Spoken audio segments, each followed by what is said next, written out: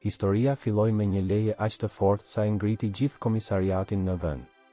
Policët u tërhoqën pas të tmerruar, sepse ati këndi nuk ishte një qen i zakonshëm.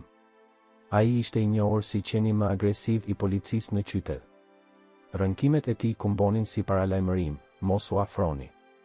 Asnjë trajner nuk kishte arritur ta qetësonte. Dikur ishte qeni më besnik i forcës, por pas humbjes së trajnerit të tij në një operacion tragjik, ai ishte kthyer në i paparashikueshëm. Nuk pranonte ushqim, sulmonte çdo që i afrohej dhe kërcente ndaj çdo njeriu. Policët e quanin përbindëshi. Një pasdite, kur të gjithë kishin humbur shpresën, një vajzë e vogël me fustan roz ecte drejt kafazit të tij duke buzëqeshur. Policët bërtitën që të ndalonte, por ajo i injoroi. Ajo thjesht e pa në sy dhe pëshpëriti, është në rregull, ti nuk je i keq. Kur dora e saj preku qenin agresiv, askush nuk guxoi të lëvizte. 2 javë më vonë, një furgon policie ndaloi para komisariatit të Rio Verde. Brenda ishte Thor, pastori gjerman i famshëm, i lidhur dhe i muzleuar, me sy që ngrinin këdo. Policia murmuriste, është ai i paprekshmi. Kur ja hapi kafazin, Thor nuk lëvizi, vetëm shikonte me ato sy të artë plot dhimbje. Pastaj pa pritur u hodh përpara, zinxhiri u tendos dhe trajneri u tërhoq i tmerruar. Të gjithë u stepën. Thor kishte ndëruar 5 komisariate në 2 vjet. Trajnerët kishin mbetur me plagë fizike dhe emocionale. Në raportet, ai ishte i pakontrollueshëm, i rrezikshëm. Por askush nuk përmendte netët kur ai u lërinte pas dikujt që nuk do të kthehej më. Kapiten Rodriguez, duke vëzhguar nga pas xhamit, tha, do t'i japim një shans të fundit. Nëse humb kontrollin përsëri mbaroi. Të gjithë e dinin çdo të thoshte mbaroi. Thor u vendos në një kafaz të izoluar. Ai ecte në rreth, zhurma e thonjve të tij tingëllonte si një orë që numëronte sekonda. Sa herë që dikush kalonte afër, ai rënkonte. Dhimbja ishte bërë mburoja e tij. Në mbrëmje, ndërsa dritat shuheshin, ai dëgjonte policët duke qeshur, duke shkuar në shtëpi. Ai shtypte kokën në hekurat e kafazit, sikur kërkonte zërin e humbur të partnerit të tij. Një bubullim jashtë e bëri të dridhej, kujtimet shpërthenin, krismat, ulërimat, pastaj heshtja. Askush nuk e kuptonte se agresiviteti i tij vinte nga zemra e thyer. Kur u transferua në Rio Verde, tensioni ishte i ndjeshëm. 2 trajnerë me pajisje mbrojtëse e nxorën jashtë. Thor rrinte me kokë ulur, muskujt e tendosur, duke thithur aroma të panjohura me mosbesim. Brenda, kapiten Rodriguez paralajmëroi, askush nuk futet te kafazi i tij pa leje. Ky qen ka plagosur rënd trajnerin e fundit.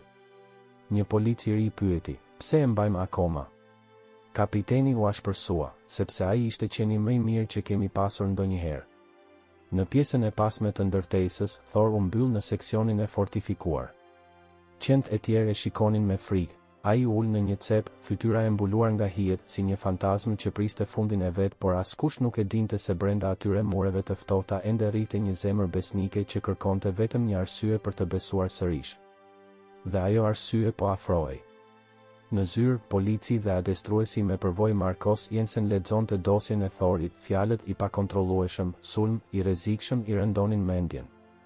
Ai kishte humbur dikur qenin e tij partner, Sombran, dhe kishte premtuar se nuk do të lidhej më me një tjetër. Kapiten Rodriguez hyri dhe tha, Marcos, kam nevojë që ta vlerësosh. Marcos u shtang. Kapiten, nuk po kërkoj të vdes. E keni parë dosjen? Rodriguez u përgjigj, po, por ti je i vetmi që mund t'i jap një shans real. Marcos uli kokën. Ai e dinte, disa plagë të vjetra bëjnë që disa përgjegjësi të duken të pamundura. Por dikush duhej të përpiqej. Dhe kështu filloi historia që do të ndryshonte gjithçka. Marcos nuk ishte i bindur. Ai e dinte që një qen i traumuar mund të ishte po aq i rrezikshëm sa një armë pa siguri. Por kapiten Rodriguez këmbënguli. Ndoshta ai nuk është i pamundur, tha me zë të ulët. Ndoshta është vetëm i keq kuptuar. Kam parë qenë të tillë më parë, të zemëruar, të tërhequr, të frikësuar. Atyre nuk u duhet kontroll, u duhet dikush t'i dëgjoj. Marcos nuk foli. Ai shikoi përsëri fotografinë e Thorit me nofullat të tendosura pas maskës metalike, syt plot dhimbje dhe zjarr. Ai mbylli dosjen dhe u ngrit ngadalë. Do ta shoh, tha. Por nuk premtoi asgjë. duke ecur drejt sektorit të qenve, një parehati e ftohtë ja shtrëngoi gjoksin.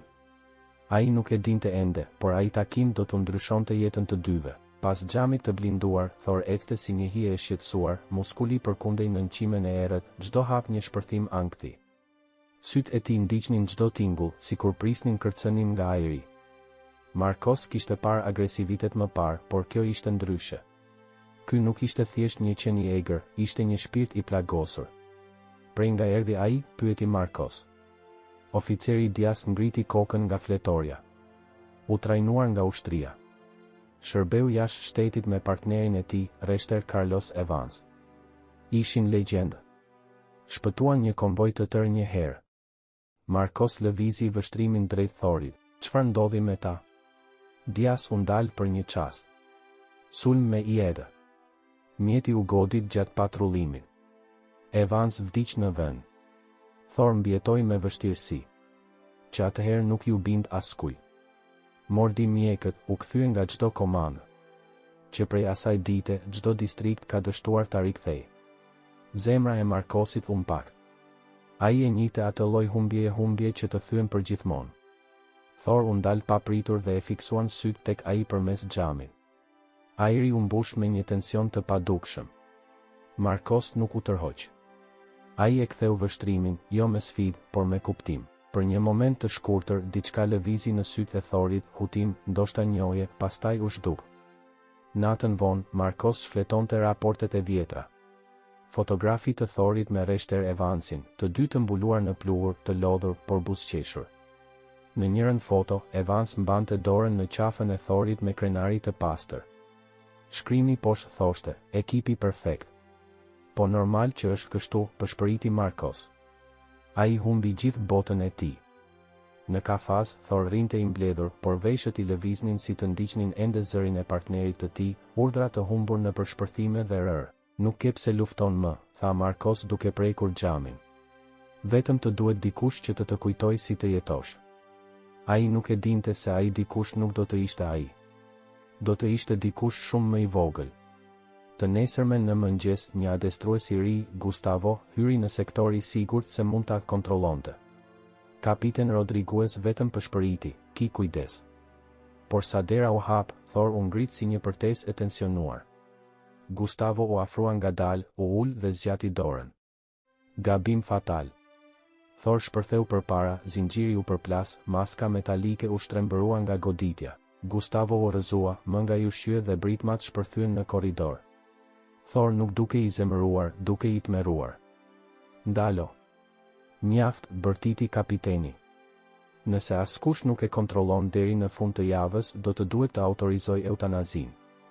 Fjalët ranë si një thik në gjoksin e Markosit. Ai pa Thorin, ende duke dridhur në cep të kafazit, dhe e ndjeu, diku thellë, një shkëndi e vogël besimi ishte ende gjallë. Ajo shkëndi vetëm priste personin e duhur. Dhe ai person sapo kishte hyrë në portën e komisariatit. Ana Clara, një grua rreth të 30-tave, hyri e lagur nga shiu, duke mbajtur dorën e vajzës së saj 6 vjeçare, Sofias. Dua t'i tregoj vajzës ku punonte babai i saj, tha me zë të bull. Asnjë polic aty nuk e dinte ende, por ajo vajzë e vogël do të ndryshonte fatin e Thorit për gjithmonë. Sofia bëri disa hapa prapa, këpucët e saj kërcitën lehtë ndërsa shikonte korridorin ku ndodhej njësia e qenve. Ajo e ktheu kokën, duke dëgjuar lehtë lehin dhe trokitjet pas dyrëve të çelikut. Mami, përshpëriti duke tërhequr mëngën e Ana Clarës, ka qenë këtu? Ana Clara buzëqeshi lehtë. Po, e vogla ime, por nuk mund të hym atje. Sofia pohoi, por sytë e saj mbetën të ngulur në atë drejtim.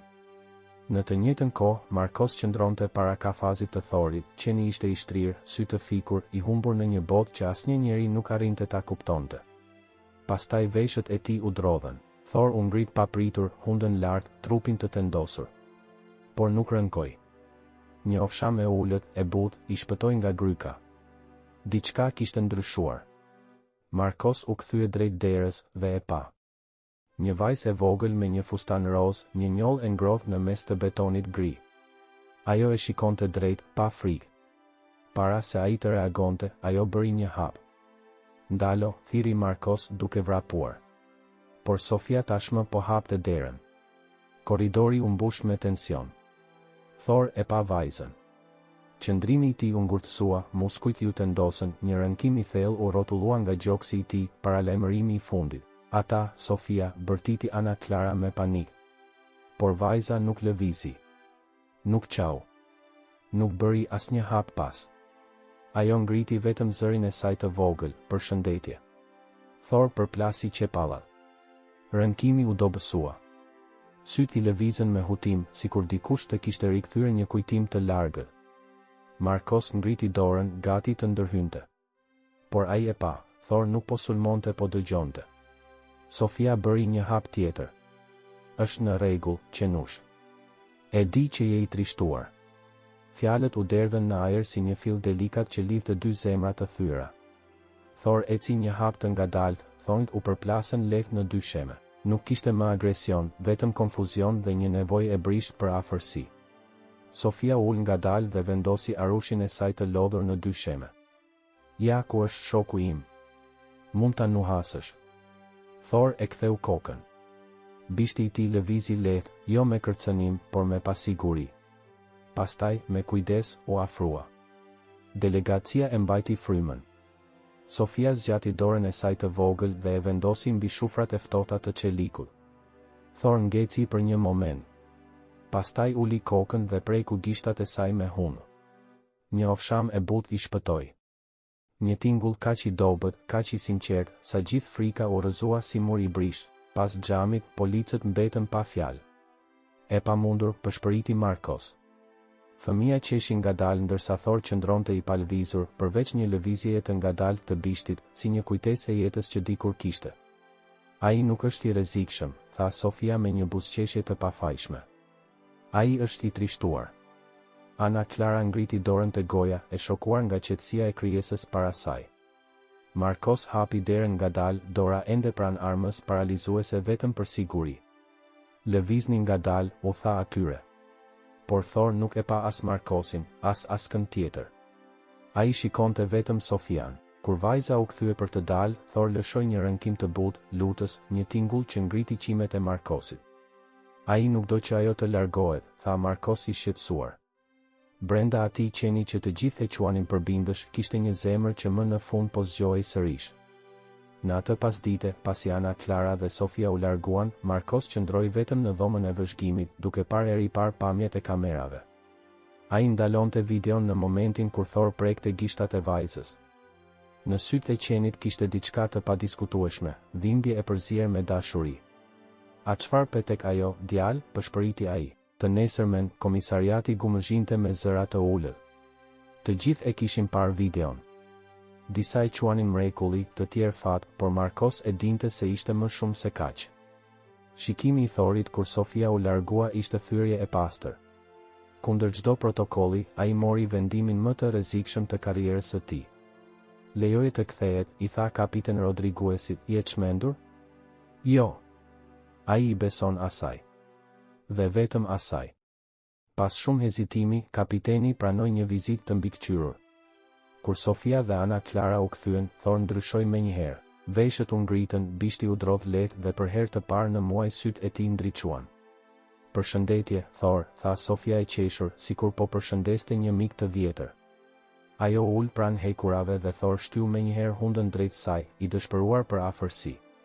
Gjithçka filloi të ndryshonte. Brenda pak ditësh, Thor i u bind zërit të vajzës. Kur ajo i thoshte ulu, ai ulej. Kur ajo qeshte, bishti i tij trokiste në dy sheme. Filloi të hante, të flinte, të bënte më pak zhurmë. Një qetësi e re u shfaq në trupin e tij të vrarë nga trauma. Sofia sillte vizatime me ngjyra, ajo, mami dhe Thor në një diell të verdhë. Ajo i ngjiste vizatimet pranë kafazit dhe Thor i shikonte gjatë, sikur kuptonte gjithçka. Ana Klara shpesh lutej në heshtje, syt me lodh. Nuk kam parë kur gjë të tillë, përshpëriti Markos. As unë, u përgjigj ajo. Por në heshtje, Markos ndihej i trazuar. Lidhja e tyre ishte shumë e fortë, shumë e menjëhershme. Një natë ai rishikoi dosjet e vjetra ushtarake të Thorit, brenda, mes dokumenteve të vjetruara, gjeti një fotografi të palosur. Ai e hapi me kujdes. Rreshteri Carlos Evans duke buzëqeshur me Thorin e ri pranë tij. Në foto ishte edhe një grua që mbante një vajzë të vogël me gërsheta, me të njëjtin buzëqeshje që mbushte komisariatin çdo pasdite. Marcos e ktheu fotografinë. Në pjesën e pasme shkruaj, Thor, partneri i trimi i babit. Me dashuri, Sofia. Marcos umpak. Vajza që qetësoi qenin më të rrezikshëm të forcës ishte vajza e adestruesit të tij të vdekur. Të nesërmen, ai I tha Ana Klarës së vërtetën. Ajo ngriti dorën në gojë, e tronditur. Ai e njohu? Gjithmonë, tha Marcos. Ai nuk harroi kurrë, dhe në atë moment, Thor ngriti sytë drejt tyre. Jo me frikë, jo me dhimbje, por me njohje, me dashurinë që I kishte mbetur nga familja e tij. Atë natë, një stuj e egër goditi qytetin. Rrufet ndriçonin qiellin, bubullimat tunin xhama. Në komisariat, Thor nuk mund të flinte. Secili bubullim e kthente pas në shkretëtir, në shpërthim, në britmën e rreshterit Evans. Ai filloi të ecte I dëshpëruar, duke gërvishtur dyshemen me thonjë. Oficeri Diaz e pa në kamera. Marcos, ai po humbet kontrollin. Marcos nisi të vraponte, por një rrufe e fortë përplasi ajrin. Bubullima që pasoi ishte tronditse. I tmerruar, Thor u hodh me gjithë forcën mbi derën e kafazit. Mbyllësi metalik u këput. Dhe ai u arratis në natën e stuhishme. Kur Marcos arriti, kafazi ishte bosh dhe era e shiut po hynte me forcë. Thor, thiri ai, duke u nisur në përshi. Në të njëjtën kohë, në anën tjetër të qytetit, Ana Klara dhe Sofia po ktheheshin në shtëpi pa e ditur se fatet e tyre dhe të Thorit po shkonin drejt një takimi që do të ndryshonte gjithçka. Ishte një mbrëmje me shi të dendur kur Ana Klara dhe Sofia po ktheheshin nga supermarket I vonshëm. Makinës ju fik motori pranë një ure të vjetër dhe shiu binte si perde. Ana Klara provoi të ndiste motorin disa herë, por më koll. Do të presim të kaloj, tha ajo, duke u përpjekur të ruante qetësinë.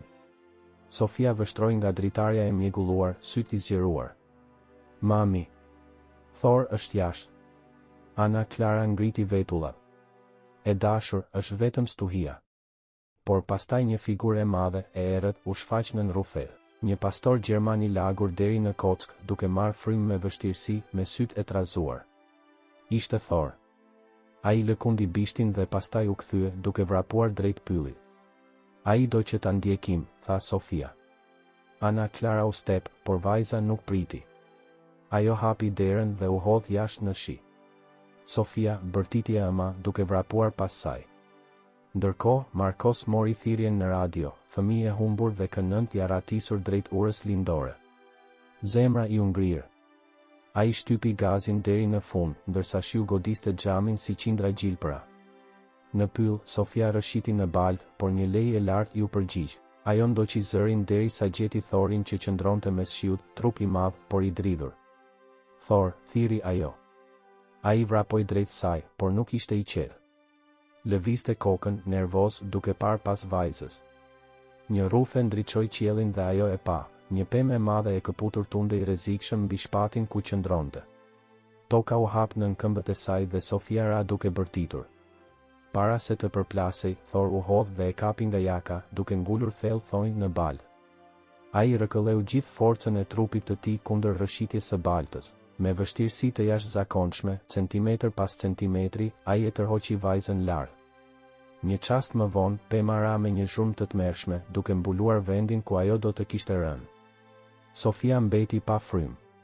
Ti më shpëtove, përshpëriti ajo. Por Thor kishte një plag të thellë në anë. Gjaku I përzier me shiu I rrithte poshtë barkut. Atë moment, Marcos shpërtheu mes pemëve me dritën e llambës. Sofia, thiri. Ai më shpëtoi, belbëzoi vajza. Marcos e mbajti vajzën fort dhe pastaj pa Thorin. Qeni mezi mbahej në këmbë, por ende qëndronte midis saj dhe rrezikut. Bravo, djalë, përshpëriti ai, me zërin që I dridhej. Pastaj Thor u rrëzua pa ndjenja. Marcos e ngriti në krah, duke murmuritur, qëndro, partner nuk të humbas sonte. Në spital, orët kaluan të ngadalta. Ana Klara mbante Sofian në prehër, ndërsa Marcos priste me duar të shtrënguara. Thor humbiste shumë gjak. Mjekja veterinare, e lodhur, doli më në fund. Është I qëndrueshëm. Plaga ishte e keqe, por ai luftoi. Tani po pushon. Sofia u ngrit me njëherë.